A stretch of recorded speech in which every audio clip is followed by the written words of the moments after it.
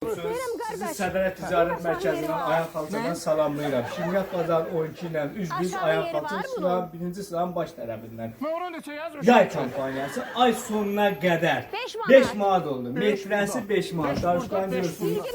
Hatta bundan oynası yoxdur.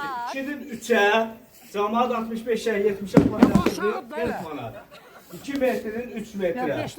40 manat. Tələsmədən göstərirəm, aydın baxın ha. 2'nin 3'ə, gördünüz 40 manat.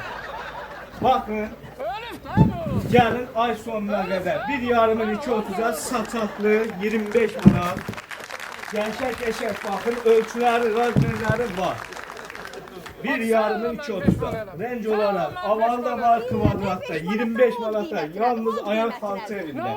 Şimdiye pazar 12 ile 105. Bir de size yendiğine düşmüş temiz kalça, temiz abi. Güzel kalçadır. 100 manata 2'nin 3'e tüm ölçülerde var. Ay sonuna kadar yararlanın. Beğenek ve paylaşır. Keşkete salak. Zəhmət olmaz.